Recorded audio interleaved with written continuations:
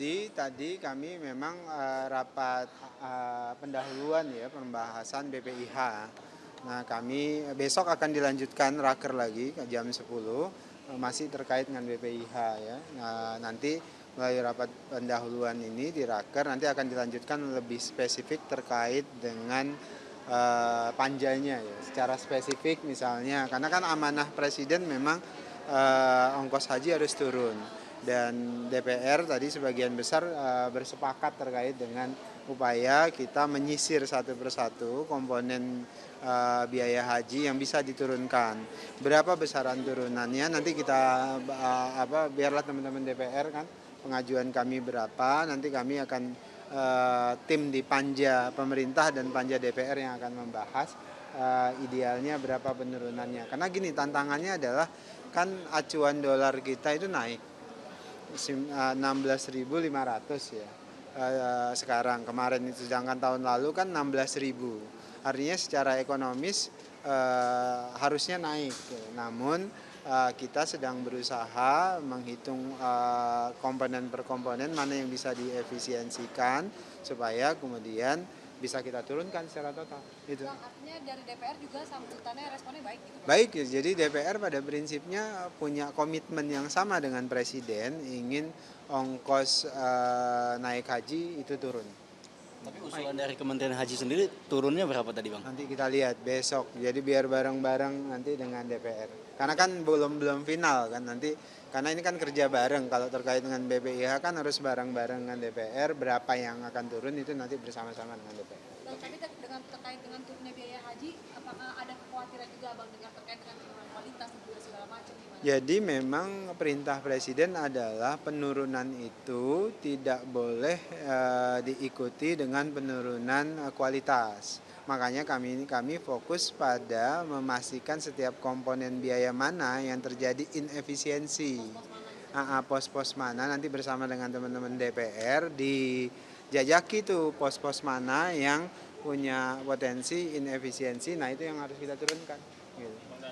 Target dari pemerintah sendiri ini untuk penetapan biaya hajinya itu sampai kapan sih kira-kira? Ini kita nanti ditentukan bersama dengan Panja lah. Jadi kalau kami sih berharap awal November ini sudah bisa tuntas gitu. Tapi kita lihat dinamika karena positifnya saya yakin akan bisa lebih cepat karena DPR punya komitmen yang sama yaitu komitmen yang ingin transparan, ingin akuntabel, dan ingin mendorong dan mengurangi inefisiensi. Dan komitmen Presiden dan komitmen DPR, komitmen kami sebagai Kementerian Haji dan komitmen DPR itu ketemu dan kita ingin pastikan sama-sama turun. Dan insya Allah nggak lama. Bang, barangkali kalau misalkan dari hasil evaluasi pansus haji gitu ya Bang, ada nggak Bang mungkin udah terlihat gitu pos-pos mana yang mungkin barangkali perlu dihasilkan? Ya mungkin kami akan bahas, saya nggak bisa menyebutkan secara spesifik ya, tapi yang jelas kami akan bahas secara spesifik apakah bisa kita turunkan biaya layanan umum.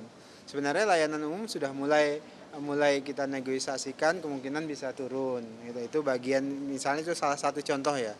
Banyak lagi pos-pos yang lain yang bisa kita efisiensikan. Salah satunya itu tadi contoh layanan umum yang dilakukan oleh syarikah. Pak, terkait dengan pemilihan dua syarikah ini kan tadi sempat ditanyain sama anggota Komisi 8. Nah ini detailnya itu alasannya apa sih Pak? Karena kan tadi disebutkan bermasalah begitu. Pertama kan dulu kita tahun 2025 yang musim haji tahun ini itu kan milih 8 syarikah. Dan itu kekacauannya luar biasa dan teman-teman tahu sendiri. Nah untuk memitigasi tidak terulangnya peristiwa itu maka kita meminimalkan jumlah syarikah. Nah salah satu yang kami dengarkan usulannya itu adalah Kementerian Haji Umroh Arab Saudi. Kerajaan Saudi Arabia itu mengusulkan kami untuk hanya menggunakan maksimal 2 syarikah. Akhirnya setelah diskusi panjang dengan pemerintah kerajaan Saudi Arabia kami bersepakat untuk menunjuk hanya 2 syarikah.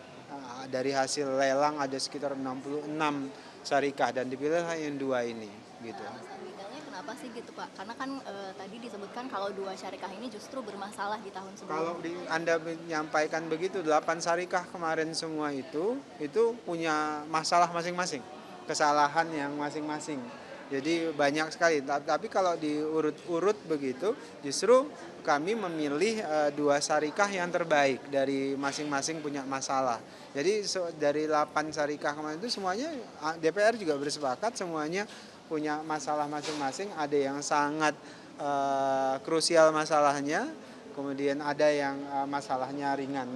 Dan itulah kemudian dari hasil seleksi tim pengadaan kami, yang 2 ini yang menurut mereka terbaik. Dan ini dipastikan Pak Menteri, saya, siapapun tidak ada yang intervensi dalam proses pengadaan. Pak Wamen, asosiasi masih resistensi soal umroh mandiri. Mereka bahkan berencana untuk menggugat UU Haji ke MK. Bagaimana tanggapannya? Saya pikir kegelisahan mereka beralasan ya. Kenapa beralasan ya? Karena mereka khawatir kehilangan jamaah. Itu hal yang wajar lah. Tetapi jangan lupa teknologi informasi itu terus berkembang. Dan pertama yang namanya regulasi penyelenggaraan haji itu kan dipentu ke regulasi pemerintah Saudi Arabia. Pemerintah Saudi Arabia itu sekarang itu membuka peluang sejak dulu itu umroh mandiri. Jadi sebelum ada Undang-Undang Nomor 14 2025, jamaah umroh kita itu banyak yang melakukan umroh mandiri. Nah, oleh sebab itu kita ingin melindungi mereka. Selain memang kita harus kompatibel dengan regulasinya Saudi. Nah, karena untuk melindungi mereka maka undang-undang mengakomodir umrah mandiri. Kenapa? Sekarang nih teman-teman saja untuk beli tiket bisa via nusuk, bisa sendiri. Untuk akomodasi hotel bisa via nusuk, semuanya bisa. Apalagi anak-anak muda seperti ini. Anda seperti Anda semuanya, termasuk saya anak muda kan, itu bisa ngurus sendiri prosesnya dan itu tidak bisa dibendung. Nah, oleh sebab itulah sebenarnya dalam kondisi seperti ini PR-nya teman-teman travel haji dan umroh itu memperbaiki layanan terus-menerus karena kompetisi sangat terbuka dan kami memahami keresahan teman-teman travel itu.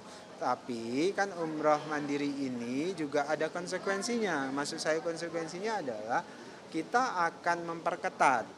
Jangan sampai ada moral hazard misalnya ya. Di undang-undang itu ditulis misalnya kalau ada orang yang tidak punya izin PPIU atau penyelenggara ibadah umroh itu memobilisir orang lain untuk bareng-bareng melakukan umroh, itu tindak pidana namanya. Misalnya saya ajak teman-teman yang lain, yuk kita satu ini bayar ke saya, padahal saya bukan travel umroh, itu nggak boleh, itu pelanggaran hukum. Nah, itu banyak yang terjadi memang di iklan-iklan tuh banyak orang buat iklan-iklan seperti itu. Nah, itu tindak pidana dan bisa ditindak. Itu juga dalam upaya kita melindungi hak dari travel umroh.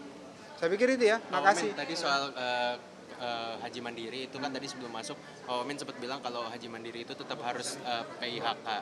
Nah, itu apa bedanya haji mandiri? Nah, maksudnya saya bicara haji mandiri. Oh iya, ya, Anda bicara haji mandiri. Nah, haji mandiri itu tadi sebelum Pak Wamen masuk bilang kalau haji mandiri itu tetap harus daftar lewat PIHK. Nah, itu apa bedanya berarti haji yang biasa dengan haji mandiri? Gini, kan kalau haji mandiri itu sebenarnya tidak diatur di undang-undang kita. Yang haji mandiri dalam tanda kutip itu yang dimaksud saya tadi itu kan visa mujamalah itu loh. Kan visa mujamalah itu tidak diatur oleh kuota kita, diatur di undang-undang mujamalah, furodah itu diatur. Artinya mereka ini kan dapat visa biasanya itu tidak via negara, tapi via PIHK biasanya. Jadi tidak ada yang dapat perorangan begitu ya. Kalau dia dapat visa mujamalah atau visa furoda misalnya beberapa tahun yang lalu itu semuanya pasti melalui PIHK. Atau kalau visa mujamalah dalam bentuk undangan langsung dari kerajaan Saudi biasanya ya pada orang per orang tertentu, kira-kira begitu. Jadi haji mandiri biasanya memang rata-rata mereka akan pilih melalui PIHK atau haji khusus. Yang secara spesifik kita tidak tidak mengatur, undang-undang mengatur itu, tetapi itu bukan bagian dari kuota negara, kira-kira gitu. Dia bukan juga dari kuota khusus, bukan haji khusus, dia kuota di luar haji reguler, di luar haji khusus. Artinya mekanismenya bakal seperti apa Bro Ya. untuk mengikuti haji mandiri? Kita tidak banyak diskusi atau membahas tentang haji mandiri ya, tapi yang haji mandiri itu ya nanti misalnya kalau dia dapat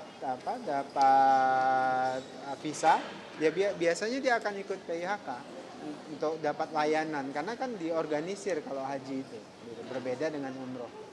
Gitu ya, makasih. Terkait kuota, apakah masih ada kemungkinan untuk bertambah atau tetap 221.000? Kita belum tahu, nanti lihat perkembangan. Sementara ini kuota kita masih 221.000. Itu yang keputusan pemerintah Kerajaan Saudi Arabia. Oke, makasih ya. Makasih.